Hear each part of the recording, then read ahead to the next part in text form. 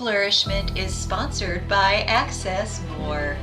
Do you want to go deeper in your faith even while you're on the go? No matter how busy the season you're in, Access More has a library of faith-based podcasts to help you grow spiritually. With podcasts from Christian thought leaders such as Christine Caine, Lisa Harper, Taryn Wells, and Bob Goff. You can hear podcasts on religion, culture, family, entertainment, and so much more. Access More gives you a safe space to find inspiring conversations about faith. Start listening today at accessmore.com. Could you find joy in any circumstance? If the worst things happen in your life, are you able to cultivate joy in the midst of that? That is what we're going to address today on Flourish-Meant. I'm your host, Tina Yeager. Flourish-Meant is part of the Spark Media Network and can be heard on the Edify app. Today, we have a remarkable guest with us, JT Jester.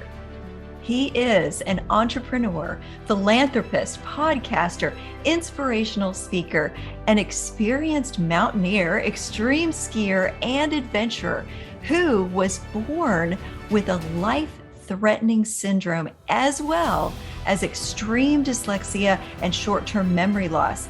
In spite of this, he has grown to establish the JT Mestdagh Foundation to bring encouragement, hope, joy, and laughter to people with physical and learning disabilities and their families. He's here to share with us how to find joy in any circumstance.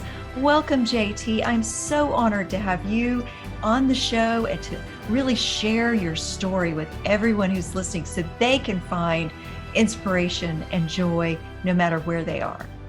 Tina, thank you so much for having me. And I'm so excited to be here with you today and talk a little bit about story and how important and how true it is that we all have an amazing story to share, and our stories are continuously being written.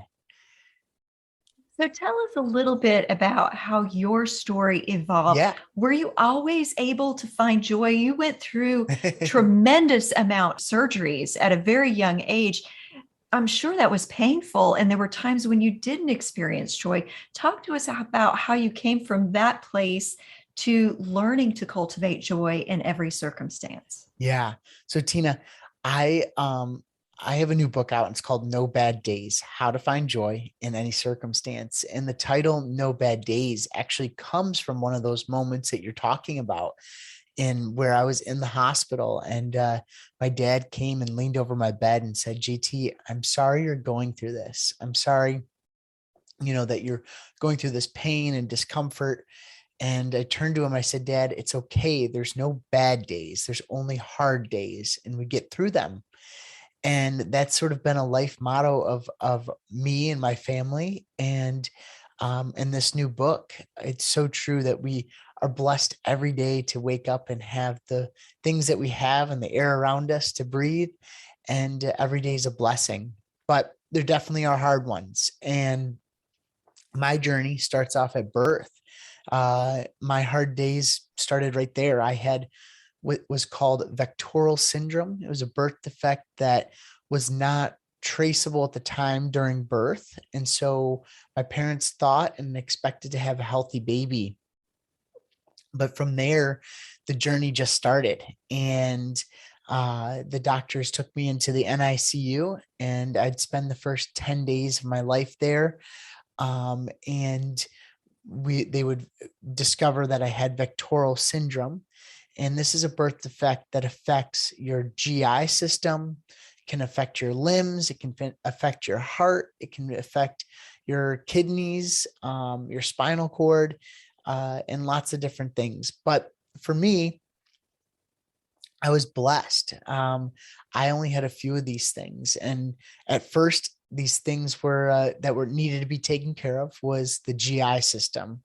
And so from my esophagus all the way down to my anus was non-functioning and did not work properly. So I had no motility from the top down. I had what they call tracheoesophageal fistulas. And these are endless pathways that do not attach to your stomach. And with that, you cannot eat, you cannot do things that we need to do. And so the doctors immediately repaired that. And then from there, I had what they call perforated anus. So I couldn't go to the bathroom.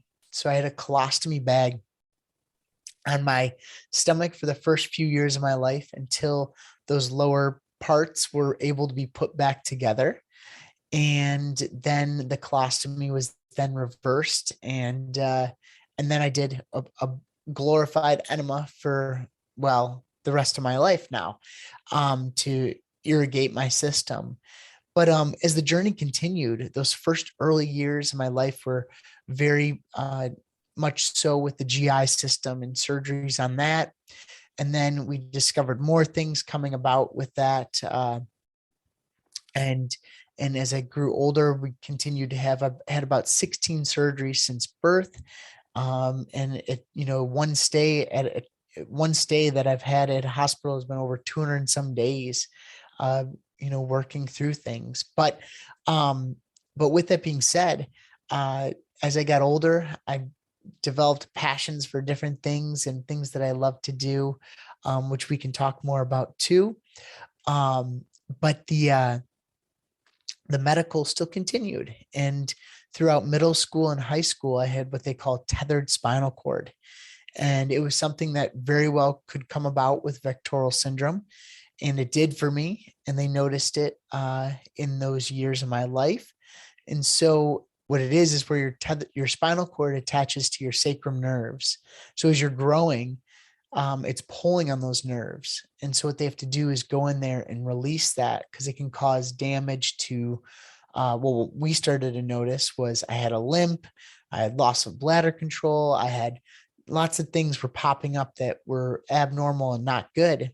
And so we were blessed to have very amazing surgeons along our way that have gotten me to where I am today.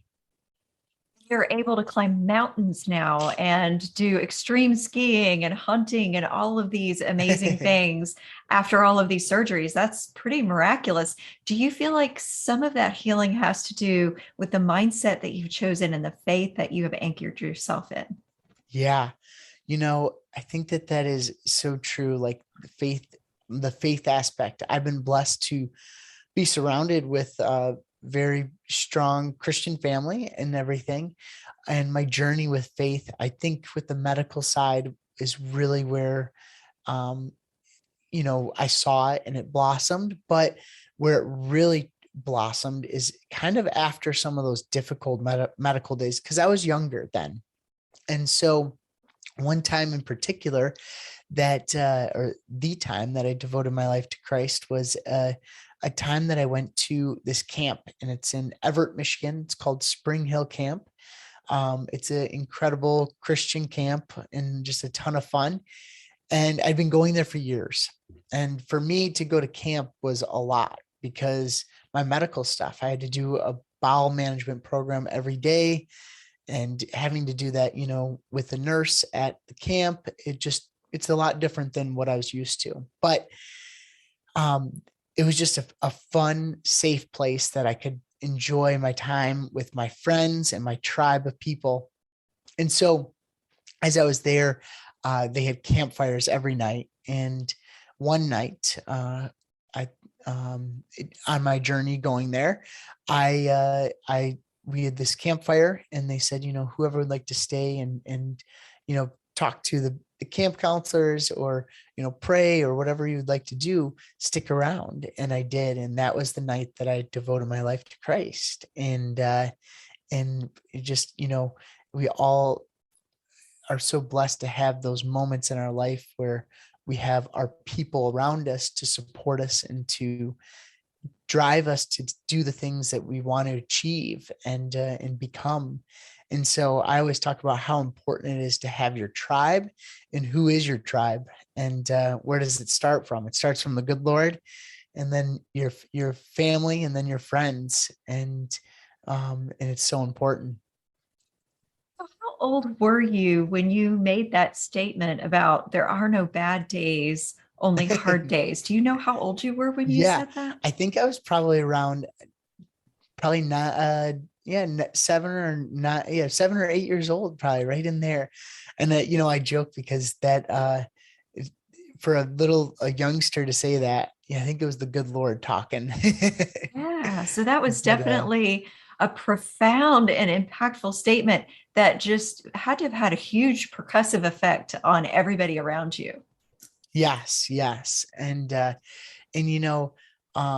there's a few things that I think are so important in life, and it's obviously having a strong attitude, a good attitude, and a positive attitude, and then also putting a smile on every day. And that was something that I've been blessed with, and I just really enjoy is being able to share that smile with people. Well, I am absolutely awestruck at the positive attitude that the Lord has just beamed through you and is affecting everyone whose lives your life is touching. You would think that everyone is around you to take care of you, but instead, I believe that God has used you to really be a greater blessing to the people around you because of how inspiring your mindset and your tenacity and your perseverance has just really been to everyone that you've touched. When we come back from this next quick break, I want to get into some advice you might have for other people who may not experience that kind of mindset, how they can go from being focused on the negative to really centering themselves on God's truth and God's presence and God's power, and how to really have no bad days, no matter their circumstance. So let's take a quick break and we'll be right back. Meet the Christian who married faith with true crime, Lori Morrison. Lori is a person of faith, a private investigator, and the producer of the award-winning podcast, The Unlovely Truth, where faith and true crime intersect. Lori and I would like to invite you to join the True Crime Mission Fields program, a life-changing opportunity exclusively joining Christians who have married faith and true crime. Featuring Chaplain Lori Prather, the products within the True Crime Mission Fields program allow you to connect your passions and skills as Christians with practical service opportunities within the world of true crime. You will begin to serve people in difficult circumstances and have a greater impact in this world than you ever imagined possible. Access your free report, Meet the Christian Who Married Faith with True Crime, and receive up to 70% off of any collection when you use the link in the show notes. And we're back. We're here today on Flourish-Meant with JT Jester, and he is going to share with us how we can begin to have joy in any circumstance, no matter what. So for the person who is in a place where they're not able to really grasp joy, would you speak to that person's heart right now and tell them where they can start finding joy in their lives? Yeah. So, in the book, No Bad Days, I talk a lot about how we all have our own story that we're writing every day, and the good Lord's writing for us. And in that journey that we're on, we're going to have our ups and downs. I mean, not every day is going to be the best day, and we're going to have our hard days, and we're going to fall. And, when it comes to falling, we have to learn how to fall. And I learned this through a sort of the adventure side of things with my life that I've loved. I had a person in my life who his name's Lottie, and he has taught me everything I know about my love and passion for the outdoors and being in nature and being in God's country, as I call it. And so the first time I met Lottie, he was a ski coach of mine. And he said, JT, you've been skiing for several years, but I'm going to teach you how to fall. And so we're going up this chairlift, and we get to the top, and in my head, I'm like, why are we going to learn how to fall? Like, that seems counterintuitive to what we're doing here. So we get to the top and we ski over to the edge, and he goes, okay, JT, follow after me. And he falls to the left and he falls to the right, and he keeps popping back up, and he keeps doing it. And then he says, okay, now you try. And I do it to the left, to the right, and I'm figuring out how to get back up each time. And then I sit there and think about it. And I realize that, this activity of falling is also helping me get back up faster. And it's also teaching me how to prevent the fall next time. And that was so crucial in ski racing and in skiing. But it's not just in that sport that it's important. It's important in our everyday life. And being able to fall and get back up is so crucial. And in some ways that you can do that, and like you were saying, how do you strive to have that positive attitude? And knowing that you're going to fall, it's going to happen, but trying to have the best outlook on things, and also surrounding yourself with the people to help you get back up.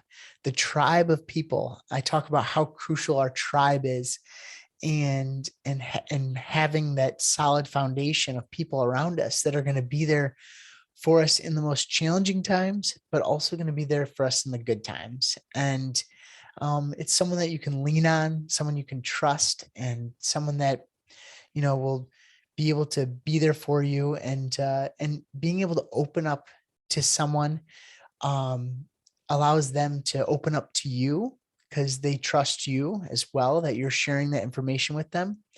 And with both of you in trusting each other and doing that, you can help each other so much, and learn so much too along the way.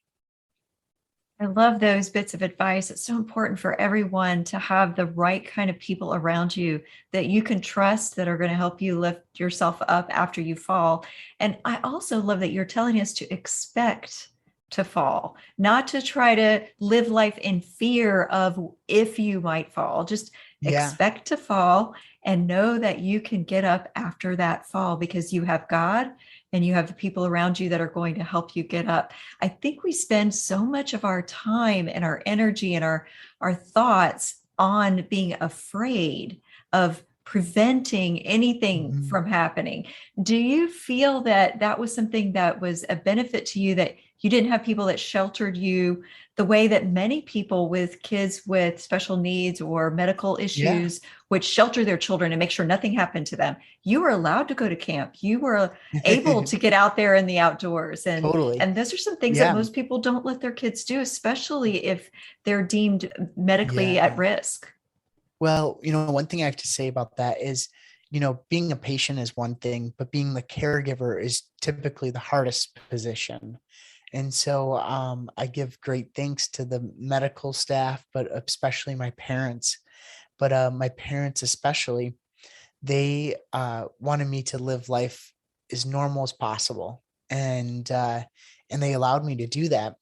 And one of the things was, they never said no. They might think about some things that were on my mind to do, but they never said no to going on adventure. And so, some of those adventures were things that I never thought would be possible. But we made it happen and we made it work. And so one adventure that I did was Mount Kilimanjaro.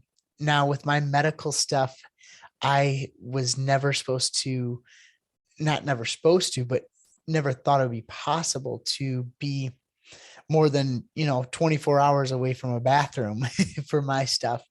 But going to Kilimanjaro meant that we would have to train. We'd have to figure out how to get medical supplies there, how to use it on the mountain, and how to make it possible. And we did that. And we did that by an amazing tribe, amazing group of people. So we had that gentleman who, like I said, is hugely a part of my tribe, Ladislav, who taught me so much about skiing, but also about just adventure in general, from ice climbing to mountaineering to hunting. And so Lottie and he said to me, what is one bucket list item that you want to do? And this was when I was graduating college. And I said, Lottie, I really want to go and climb a mountain. And he said, okay, let's do it. And so we chose Kilimanjaro, and we set out for this adventure, and we spent a few months training. And training meant I trained for quite some time, but training in the mountains and actually doing treatments there and figuring out how I would do my medical stuff. From there, we went to Kilimanjaro, and our tribe continued to grow and become stronger and stronger. Lottie and his wife, Martina, who is a nurse, actually. So amazing to have along for my parents' sake and my sake. We got to Tanzania and met up with our team, and we headed up the mountain. And this expedition typically takes 6 to 7 days on average pace, but we had a goal to summit on the 4th day. Now, the reasoning for this was because we love setting goals, but also we wanted to make sure that we would have the medical supplies and the resources in really the shortest time on the mountain for me. And so we chose a route that would allow us to do this. And the adventure started, and we went up and we made it to the first base camp. And it was unbelievable in the rainforest and getting to know the guides that we were with. And then the next day we went from there to more of a high desert feel and spent the night there. And then after that, we'd be going to our last base camp for the night, or for the expedition. Upon this morning, waking up and hiking, we got to a point where we would reach an elevation much higher than I had ever been. And when we got to this, I happened to look down at my GPS and saw that we were literally at the elevation that I've been to before. And that was the highest I'd been. So it was really cool. And from there, we continued on, and we made it to our base camp that night at 16,000 feet. And I performed my medical procedure, and it didn't go as planned. This is, a treatment that is supposed to clean out my system, and it didn't work the way it needs to. So went to bed and just hoped for the best, and woke up feeling much better. And I was like, okay, this is all good. Well, we set out for the expedition to make it to the summit. And on our way up, we got to a point where we came across glaciers, and they weren't supposed to be there this time of year. But we got across this glacier section using tools that we had. And when we got across it, our guide Simon said to us, he said, guys, there's no turning around anymore. And he said, we can't turn around. We have to make it to the summit. And it was because of the ice, as well as the terrain that we were on. Well, we continued on, and I ended up getting sick along this journey. About 45 minutes later, I got what I call a hot stomach. And this hot stomach, I know what's going to happen with it. And unfortunately, it turns into altitude sickness because of where we were. And the rest continued on, or the rest of the sickness continued on.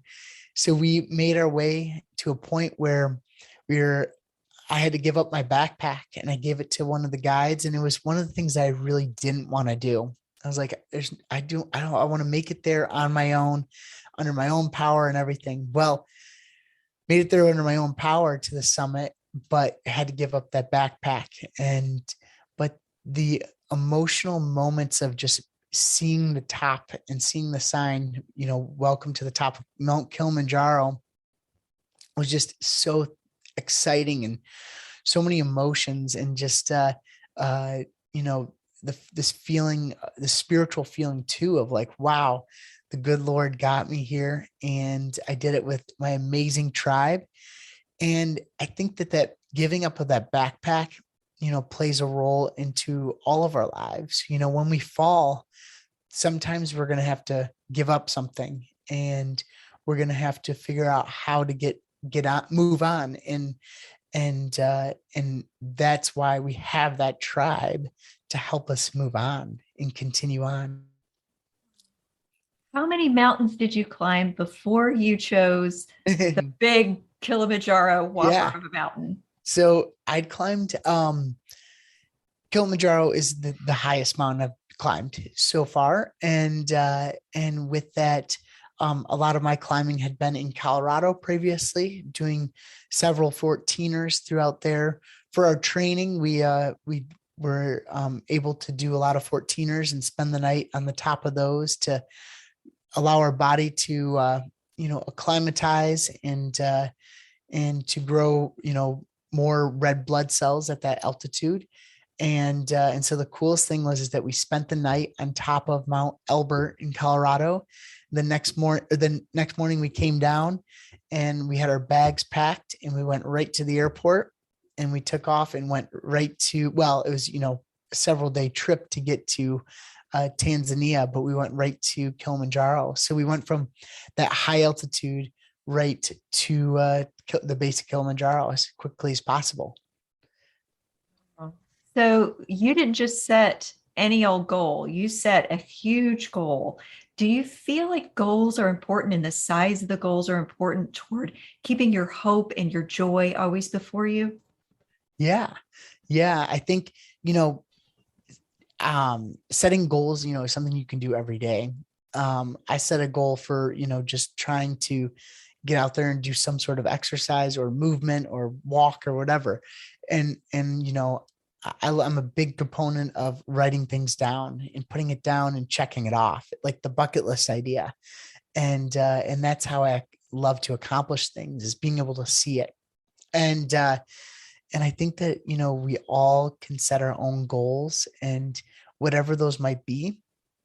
And doing it on a day-to-day basis and then a month basis and a year basis, and looking at how you can accomplish what you want to accomplish is so important, and being able to see it is so beneficial. Having that tribe that's willing to train with you and mentor you to get to those goals is also super important. You keep saying that, but I don't think you can say that enough. That's just amazing. You had the whole medical team had to also train for mountain climbing. Yes. And so we, the medical side, but having your tribe is so important to help you write the story you want, and as my grandma always says, show me your friends and I'll tell you who you are. And I think that is so powerful, because the people you surround yourself with, they better be stronger, faster, smarter, and all the above, because that's what's going to allow you to grow and strengthen in the areas that you want to be strengthened in, and who you want to become. And that tribe's where it starts, and knowing that you're going to fall, and also knowing that it's so important to share your story, because we all have a story to share. And by sharing it, you can help so many lives and so many individuals within your life and outside of your life too. You did this with intentionality. You just didn't expect these wonderful people to just drop into your path. You sought out the kind of people that you knew you needed. Yeah. I think that's something that I was just having a conversation with a friend about this recently, and we were saying how it's, so important to look at who you are surrounding yourself with. And if there is a person in your life that shouldn't be in your life, then, you need to figure out a way to kindly, move on and find those people that will help you structure your life. And I found that within my faith journey, having just strong and much smarter people than me in that area to be able to push me and uplift me and teach me. But the physical area too, from the medical side, of course, the doctors, right? But the physical area too, having, ski coach, ski friends that are extraordinary, and mountaineer people that have been in my life to be able to push me and to continue to grow. And I think that's what we're here to do, is just continue to grow and be, strong, Christians, and share, how the Lord's played a part in our lives. And that's through our storytelling. Your story shares with everyone around you how you don't have to simply look at what's happened to you or the obstacles that are in your way, but you're looking at this as a problem solver, as how do I surmount this and find greater joy because I have overcome these things, because of the people that I'm seeking out to help me through these things. And how can I be inspiring throughout all of this? And I love that that is that intentional part of your story rather than just being willing to let life happen to you. And well, thank you. Yes. And we're all going to have our ups and downs. And in the book, No Bad Days, it shares so many individual stories and how they have gotten through those adversities in life.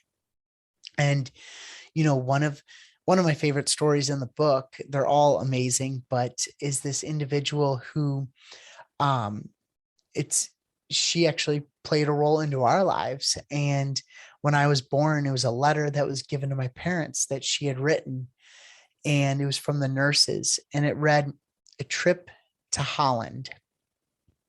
And it's a story of this lady who happens to be a Sesame Street writer, but she writes this story of this trip to Holland. And she gets on a plane and she's getting all excited for this trip.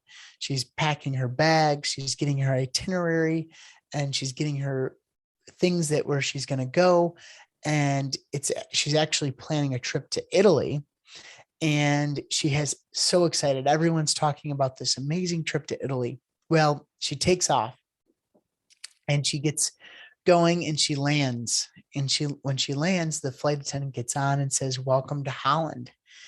And she's flustered and all upset and nervous. And she didn't have the right itinerary. She didn't have the right clothes. She didn't have the right language understood. She didn't have any of the stuff that comes along with traveling to Holland.